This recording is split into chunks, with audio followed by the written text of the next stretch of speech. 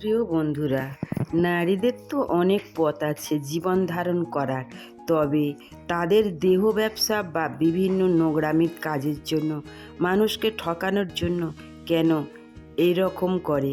পরিস্থিতির চাপে পড়ে, না তাদের চরিত্রহীনতার তারে?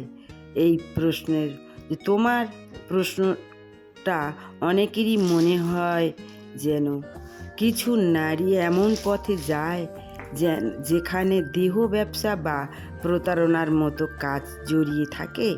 এটা কি শুধু চরিত্রের সমস্যা, নাকি পরিস্থিতির চাপ? সত্যিটা এক পাক্ষিক নয়। প্রথমেই একটা কথা পরিষ্কার, ভুল কাজ কখনোই ঠিক নয়।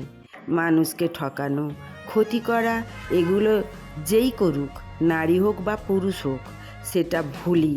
কিন্তু কেন, প্রশ্নটার উত্তর খুঁজতে গেলে আমাদের একটু গভীরে যেতে হয়। অনেক নারী সত্যি কঠিন পরিস্থিতির মধ্যে পড়ে। দারিদ্র পরিবারের দারিদ্রতা, স্বামীর পরিত্যাগ, প্রতারণা, নির্যাতন, এই সব কিছু মিলিয়ে তাদের সামনে অনেক সময় সঠিক পথ বন্ধ হয়ে যায়। কেউ কেউ প্রাচারের শিকার হয়, কেউ প্রতিশ্রুতির ফাঁদে পড়ে এই পথে ঢুকে যায়। তখন তাদের কাছে বেঁচে থাকার লড়াইটাই বড় হয়ে দাঁড়ায়। আবার এটাও সত্য, সবাই বাধ্য হয়ে আসে না, কিন্তু কিছু মানুষ আছে যারা সহজে টাকা বা সুবিধা পাওয়ার জন্য ভুল পথ বেছে নেয়। এখানে ব্যক্তিগত লোভ, মূল্যবোধের অভাব এবং খারাপ সঙ্গ অনেক বড় ভূমিকা রাখে। তাই সব কিছুকে শুধু পরিস্থিতি বলে ছেড়ে দেওয়া ঠিক নয়।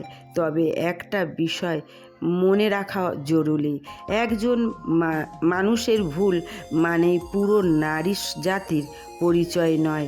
যেমন সব পুরুষ খারাপ নয়, তেমনি সব নারীও খারাপ নয়। সমাজে অসংখ্য নারী আছে যারা কঠিন পরিস্থিতিতেও সৎ পথে লড়াই করে যাচ্ছে, নিজের সম্মান বজায় রেখে বেঁচে আছে। এই বিষয়টা নিয়ে আমাদের দৃষ্টিভঙ্গিও গুরুত্বপূর্ণ।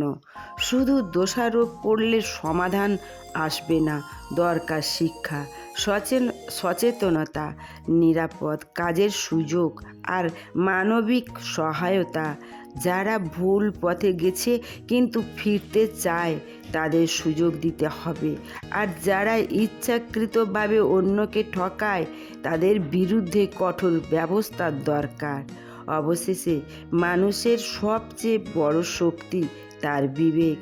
পরিস্থিতি কঠিন হতে পারে, কিন্তু সঠিক ভুল বেছে নেওয়ার দায়িত্ব আমাদের নিজেদেরই। তাই কাউকে বিচার করার আগে কারণটা বোঝার চেষ্টা করো, আর নিজের জীবনকে এমনভাবে গড়ো যাতে কোনো পরিস্থিতিতেই তোমাকে ভুল পথে যেতে না হয়। ধন্যবাদ। পাশে থেকো, সাবস্ক্রাইব, কমেন্ট, শেয়ার করে নিত্য নতুন ভিডিও নিয়ে।